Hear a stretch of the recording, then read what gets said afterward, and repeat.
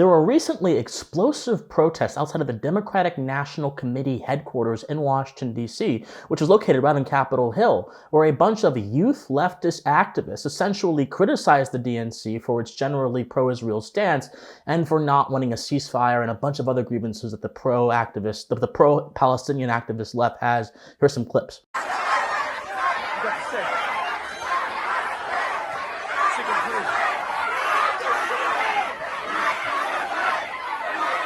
So look, I just got thrown. People getting thrown down the stairs. People getting thrown down the stairs. Yo. Because our party that 80% of us want a ceasefire, would rather beat up protesters. Hold on, should we continue? One second.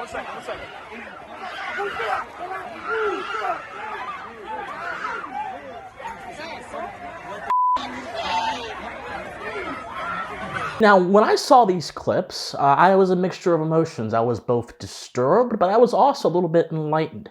Because whenever I see an event like this, I don't ask the obvious question, nor do I make obvious assumptions. And by the way, nor should you. Because the truth of any event, and the answer therein always lies beneath. So I asked myself, what lies beneath? And I came to two conclusions. There is a superficial connection here that I think can help us understand this a little bit more, but then there's also a more deeper connection of this event to a broader idea that I'll mention in a second that can also help us understand what's going on here as well. The superficial connection here is that this event represents a clear divide between the Democratic Party and more broadly, the ideologically progressive establishment and the youth leftist activist wing of left-wing politics, which is very prominent and in many cases very visible and perhaps even more influential than the leftist establishment is in the cultural sphere. But the other side of this coin is that these events represent the chaos that is inherent to the left-wing worldview and therefore translates itself into left-wing politics. And in order for us to understand these events in a fruitful way, we have to be willing to investigate that worldview, call it out for what it is, explain why it's wrong, but also explain why they believe what they believe. Let's address the first point first. The Democratic National Committee and many power players in the Democratic Party have been unapologetically, in many cases, supportive of Israel. Joe Biden, for example, has 100% said and has aligned the foreign policy of his administration to reflect this, that he believes Israel has a right to defend itself, and he has been willing to send money to Israel, also sent money to the Palestinians as well, but it's a different story, different day. And he's had Antony Blinken go across the Arab world trying to curry favor for the Israeli effort as well. Elizabeth Warren said that the Democratic Party should be committed to Israel's peace and security. And there have been other Democratic senators that have also been in support of Israel on the progressive wing. Those who you wouldn't even think are the establishment, but on the progressive wing. Bernie Sanders has even been criticized in some quarters of the left for not calling for a ceasefire, which is the mantra that the activist left is now using to direct their commentary towards the situation. Meanwhile, on the activist left, the major power player groups in the youth left have not only been in support of the Palestinian narrative, many of them have also been in outward support of Hamas. For example, if you look at the Students for Justice in Palestine, which is one of the largest pro-Palestinian college student groups in the country, they said that the events of October 7th, the massacre, was an example of righteous resistance. The Democratic Socialists of America had a rally in New York where their speakers mocked the people that were killed in kibbutzes, the innocent children and old women that were killed in kibbutzes, by saying that, the Hamas just went in and killed some hipsters. And there are more and more incidences of left-wing apologism for old world, third worldist brutality. For example, an editor at the intellectual leftist magazine Harper said the following in response to Hamas's attacks on Israel. He said, and prepare yourself for word salad and prepare yourself for a gobbledygook of a nonsense and abusive language, which should never reach the ears of anybody. But if you're going to understand this, I must tell you what he said. He said, to search for an analog seems to almost inappropriate to the Palestinians' world historical audacity to seize the components of self-determination for themselves, if only because the idiom of liberation invents itself anew with each instance that the yoke of bondage is sloughed off. A mere century's pulverized overtures toward ethnic realization of grouping for a medium of existential latitude. I know this makes no sense, but I'll translate in a second. I am very good at translating rhetorical nonsense. These things culminate in drastic actions in need of no apologia. The thrum of history, as it develops, is of one of force. Its inertia and advance require some momentum.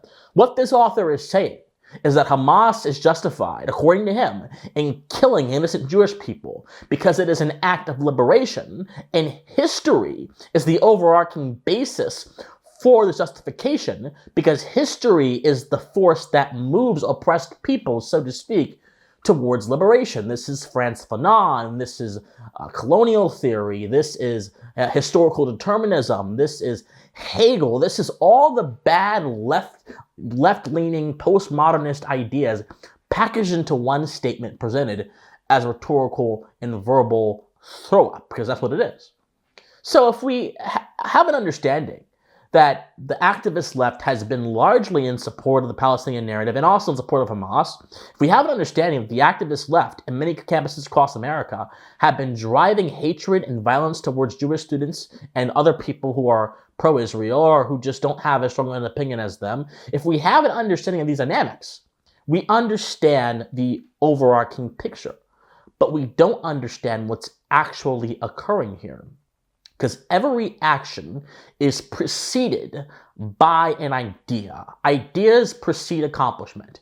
You don't get America, which is the origin of the new world versus the old world, without first having the idea that the individual has moral dignity and has value that political systems must respect. You don't get the idea of an airplane without the exploration of aerodynamics. You don't get the invention of the car without an understanding of locomotion.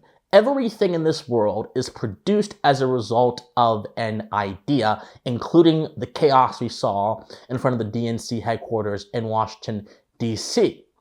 The truth is, my friends, there's always been a tension between the establishment left and the activist left. If you look at, for example, the past Democratic presidents since the 1960s, and the 60s will be important in a moment, very few of them have actually, in fact, almost none of them, upwards to Barack Obama, and even he was a little bit blasé, have been extreme left. Look at them. Look at all of them. Bill Clinton. Look at Barack Obama. Look at Jimmy Carter. None of these individuals who represent the sort of institutional establishment left have really been all that radical, except Obama, who was radical in some cases, but even he still had some conservative overtures, which mediated his beliefs. Even Joe Biden is not all that radically left, because if he was, he probably wouldn't be supporting Israel. He's a horrible president, but that's besides the point, in my opinion. And so there's always been a tension. But if we're going to understand this tension, we have to understand the current version of the left that we're dealing with. The current version of the left wing that we're dealing with in America is called the New Left.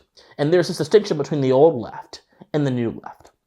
The old left is the sort of origin of left-wing politics in the West that began in the early 20th, late 19th century. And it was almost entirely focused on class and labor struggles. There were overwhelming Marxist overtures, but Marxism in the true sense, not Marxism in the cultural sense. Marxism in the cultural sense is an innovation of German thinkers in the Frankfurt School that tried to use Marxism as a tool to advance their political ends. Karl Marx himself is actually almost wholly concerned on material conditions and the condition of the working class and things like that. He wasn't really concerned all too much about social justice and gay rights. In fact, there's some reports that say that Marx and Engels were actually virulently homophobic, which would then beg the question if that's true. And there's evidence to say that it is true. Why in the world are there so many gay leftists that have pictures of Karl Marx up on their walls in their rooms? It's like, why are there so many gay leftists that have pictures of Joseph Stalin, who in 1930s, the 1933 to be actually precise, made it illegal for homosexual activity to happen in the Soviet Union, or Che Guevara, who killed gays. Again, different story, different day. I'm going on a tangent. But the old left didn't really care about a lot of these social issues. They saw reality through the lens strictly of institutions that create conditions that their favorite people, the particular people, the working class, have to live in. And in America, the Marxist overtures were not as broad as they were for the alt left as they were in Europe. In America, during the progressive era, there were certainly overtures of Marxism involved, but a lot of the emphasis of the progressive era was actually egalitarianism. Egalitarianism that the progressives of that era sought to manifest on this earth by centralized planning, as opposed to simply being deferent to Marxist beliefs. Some of them were.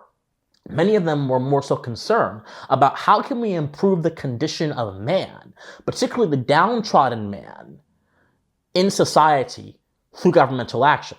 This is how you get Woodrow Wilson saying in his essay on the study of administration, the 1890s, 1880s, where he basically says that the concern right now is not about politics or principles. The concern is about administration. The Constitution should take a backseat to administration because all of that stuff is abstract and doesn't actually help us achieve our goals. Wilson, who was a president of the United States, who established the Federal Reserve, whose legacy is still being felt to this day, even though it's been 100 plus years since his presidency has passed, the Wilsonian model of America was very much so based on having a managerial state that can move forward by force certain social initiatives. And this was the fixation of the old left for years and years and years. Teddy Roosevelt, all the social scientists and progressive era reformers, all of them, they were focused on this. Look at education. Look at how the old left treated education. It was the gentleman Cubberley, Mr. Cubberley, who actually created the idea of education administration in the United States. Before him, there were no high school administrators. There were no college administrators. That didn't exist.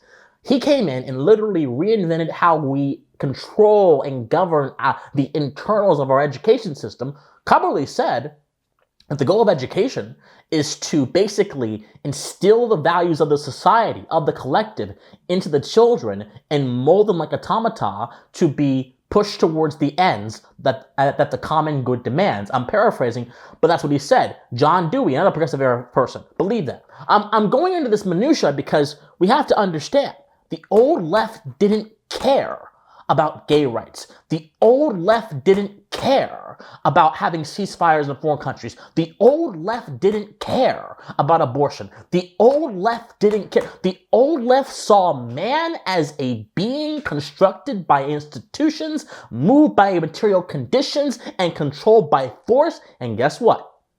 The new left in the 60s, which these protesters outside of the DNC in Washington are a product of, it believes the same thing at its core root.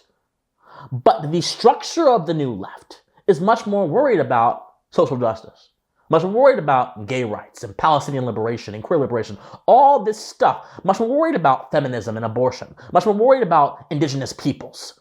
All that stuff is an invention of the 60s. And yet, going all through the top of American politics, there's not a single Democratic president since the 60s onward that endorsed the radicalism of the new left, proposed by people like the Frankfurt School and Herbert Marcuse.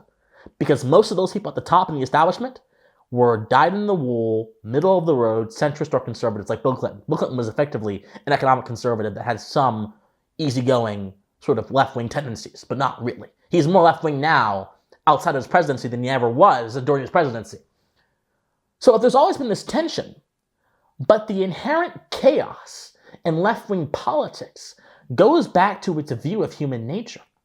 And if the left wing views human nature solely as constructed and defined in the context of institutions, which is a belief that did not change from the old left to the new left, you can go throughout history, it didn't change at all, then certain kinds of behavior become necessary in order to preserve the leftists' own sense of benevolence, When your view of man is rooted in how he interacts with society and institutions and his worth in that context, but not his appreciation of truths that transcend the social and transcend the subjective, violence, anger, rage, passion overtaking your emotions, passion making you little more than a primitive brute who's weaponized for ideas you don't understand. Hello, many leftists on Gen Z, are you listening to me? Then when that happens, you have to use violence, you have to use chaos in order to instill your version of the world into effect and to satisfy your own internal emotional satisfaction. The chaos in left-wing politics is built into the worldview because the worldview can't conceptualize a world that is not moved by violence, that is not moved by coercion, that is not moved by force, and that is not moved by brutality. All those things I just mentioned to you, in some way, shape, or form, in different degrees, harm the preservation of civil society and make America, in any society, as a philosophical principle, a much dangerous place to live as a result of it. And also destabilizes our political institutions to the extent that they no longer become about the first principles they were built upon. They become about what are the temporal aims disconnected from universal truths that our governments are going to use in order to actualize my worldview. This is the leftist project from the old left to the new left. It has not changed whatsoever. But the chaos is not really seen on the establishment level because a lot of establishment leftists aren't ideologues. See, I'm red pilling you guys today. A lot of establishment leftists actually don't believe what they're saying. A lot of establishment leftists, even if they do believe what they're saying, are motivated by considerations of politics and electoral strategy, not by adherence to these broader concepts that the youth leftist activists and the activists on the left, in left-wing discourse, people like Vosh, people like all these other folks, people like Cornel West, who are all, by the way, I believe, motivated by what they believe to be true. They're just so misguided that their words have no benefit to anyone that really believes in truth and reality. But the considerations of the political class are not the considerations of the activist class. That's why they can have the police out there, the DNC can have the police out there arresting these people for protesting, not just because they were being violent, because many of them were, but because it's none of their concern to be philosophically consistent or to even have any philosophical principles whatsoever. It's their concern to maintain hold of power. And you do certain things within the realm of acceptability, within the status quo, within the Overton window, to maintain hold of power that make you distinctive from people who are not in that same context. The context of power is neutral, but it has certain norms that anyone who wields it will come up against. This is why it's very hard to have a good person in politics. It's not that power corrupts. Power is a neutral tool, my friends. Power cannot corrupt you any more than a car can make you a bad driver. But if you were already a bad driver, if you were already a bad person, or if you were already someone that didn't have a principled basis in reality, a moral compass to keep you fixed on the ground of truth and righteousness, and you go into politics, it will simply exemplify and enhance what was already present in thine soul. And this is what so many different people in establishment politics are dealing with. That's the tension. This is what's actually going on.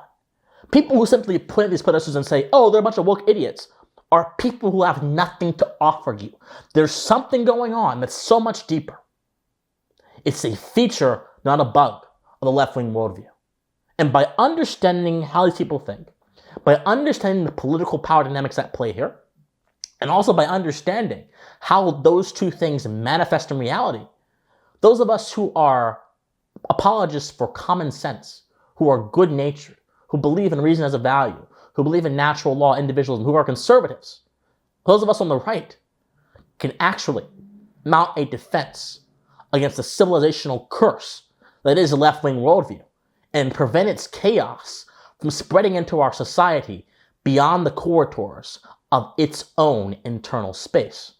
But if we don't listen, we don't research, and we don't actually consider what's going on here in the conceptual realm, then my friends, the civilizational chaos you see happening within the left wing will continue to pour outside of its corridors and infect everything in our nation until there's nothing left to inhabit. That's not doom. That's just how civilizational chaos works. That's not doomerism. That's just how radical movements who have no regard for reality or morality or reason or the truth work. And it would do all of us a great deal of good to acknowledge that. My friends, like this video, comment on this video, share this video, subscribe to this channel. If you want to help me financially so I can keep giving you these videos full time, be sure to donate on Patreon, PayPal, Locals, christianwatson.locals.com. Also be sure to join my Discord, which is in the comment section down below. Leaving a like is the best thing you can do to help me in the algorithm. Leaving a comment as soon as you see this is the best thing you can do as well. Those are both free, so if you can do those things, I would appreciate it. My friends, study history. Study philosophy especially. Stay morally convicted. And most importantly, my friends, please stay pensive. Bye, everyone.